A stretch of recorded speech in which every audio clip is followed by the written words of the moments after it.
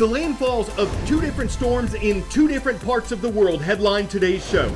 I'm Carl Azus. Welcome to everyone watching worldwide. We'll start in the Asian country of Vietnam. Typhoon Malawi struck its east coast on Wednesday. It was the equivalent of a Category 2 hurricane when it made landfall. Its wind speeds were just over 100 miles per hour, and Vietnam's prime minister expected it would affect a large part of his country as Malawi carried heavy rain along with its dangerous winds. October is part of Vietnam's rainy season, but this has been a particularly destructive year.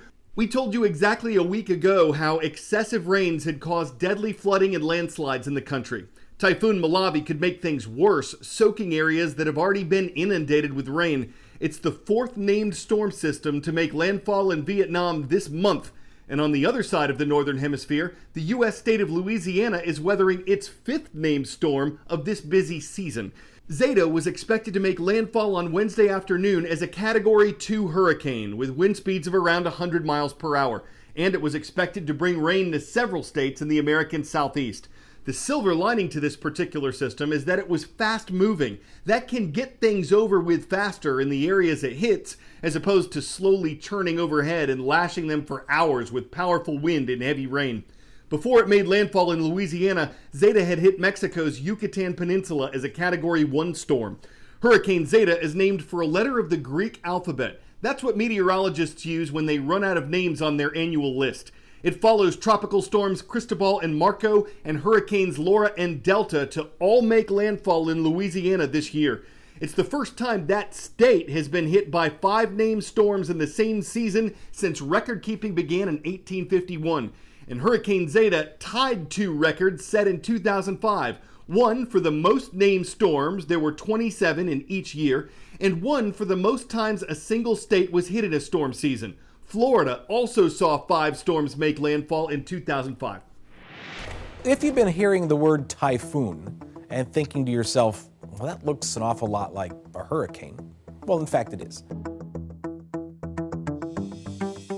Typhoons are hurricanes, are cyclones. They are the same thing, just in different oceans. A lot like a hot cake is a flapjack, is a pancake, is a short stack. If you are west of the dateline, so west of Hawaii, north of the equator, you're a typhoon. If you're in the Atlantic or the Pacific, around America, you are a hurricane. And if you're around the Indian Ocean or in the southern hemisphere, you're a cyclone. So it's not out of the question for a hurricane to become a typhoon if it moves over the dateline. In fact, after crossing the international dateline, Hurricane Genevieve turned into Typhoon Genevieve a few years ago. Restrictions related to coronavirus are tightening up again in Europe. The spread of the disease has sped up in several countries there, and officials are concerned that an increased number of life-threatening cases could put a strain on hospitals. German Chancellor Angela Merkel announced a partial lockdown on Wednesday. Her country's schools will be allowed to stay open, but its restaurants, bars, and clubs will not. And fans will not be allowed to attend live sports until the lockdown ends. It's currently scheduled to last the month of November, though that could change. Switzerland has banned gatherings of more than 50 people and required restaurants to close by 11 p.m. Italy is requiring restaurants to close by 6 p.m., and movie theaters and gyms have been shut down as well. There have been protests, some of them peaceful, some of them violent. The worldwide shutdowns and lockdowns have been put in place to slow the spread of coronavirus, save lives, and give medical officials more time to ramp up testing and prepare for new cases. But some economists have said they don't know if the shutdowns have been worth the impact they've had on economies.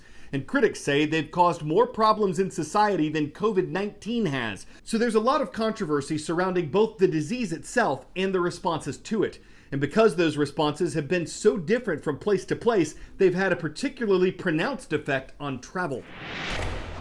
The world is a patchwork of travel restrictions. Closed borders, quarantines, pre-travel testing requirements, all of which keep changing. It's enough to put people off travel altogether, and that's damaging for the aviation sector, for tourism, for the whole global economy. However, one solution to travel could be a passport. Not this kind, but this, a digital health passport. The app has been developed by the Commons Project Foundation in partnership with the World Economic Forum. The concept is simple enough. A traveller checks the app to see what the COVID-19 rules are at their destination. For example, it may require a PCR test 24 hours before travel. The app tells the traveller where they can get a government-approved COVID-19 test and upload that test result to the app. If negative, the app generates a QR code confirming the traveller's compliance to be scanned by airline staff and border officials. However, testing prior to travel has its limitations. At that moment, that person was safe to fly or migrate or whatever it is, because they were PCR negative, which is probably sort of meaningless if they were about to turn PCR positive 5 minutes after you did the test. Common Pass says screening minimises the risk and is already a requirement for entry into many countries. A trial of their app is underway for volunteer passengers flying with United Airlines and Cathay Pacific between London, New York, Hong Kong and Singapore. If it goes well, Common Pass hopes more airlines and airports will use it in the future. We've actually managed to convene over 50 countries that have come together through dialogue that led up to Common Pass, most of the world's biggest airlines, most of the world's biggest airports. And I think one of the realizations that they've come to through these discussions is this kind of system has to work in a globally interoperable way. It can't only work within one bubble or with one travel corridor. If a COVID-19 vaccine is successfully developed, Common Pass hopes travellers will be able to log their vaccination into the app. Yet there are concerns too little is known about vaccine efficacy.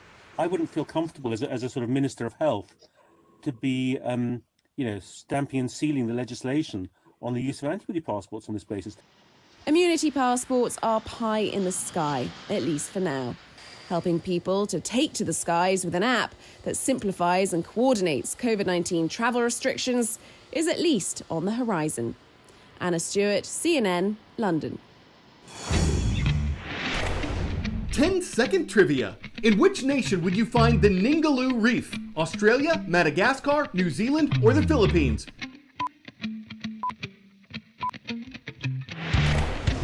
The Ningaloo Reef is in Western Australia, while the Great Barrier Reef is off the country's northeast.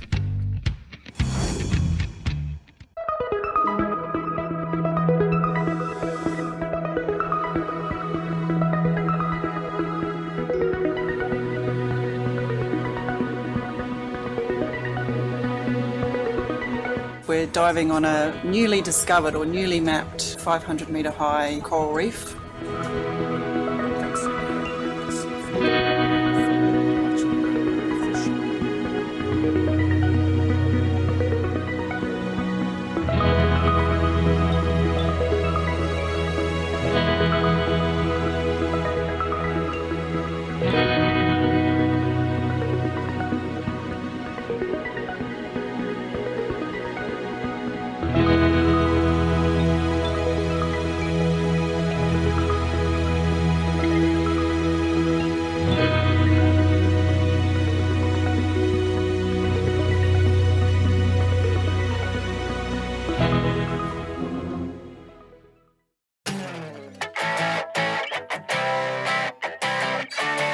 When I say Chipmunk Cafe, you might think Cat Cafe, like where you can have a latte with a tabby.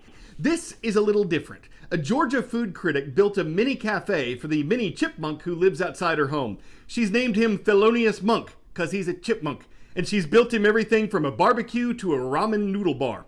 The builder says this has helped her get through the pandemic when she couldn't get 2 restaurants. Is it Zagat rated? It's rodent rated, and rodent rated too. It's for a good cause, it's open to guests of all stripes, and they don't have to chip in, just scamper in for a meal that'll make them go nuts. I'm Carl Azus for CNN 10. We're visiting a park today, Park High School. It's for the students living in Livingston, Montana. We hope your Thursday is amazing.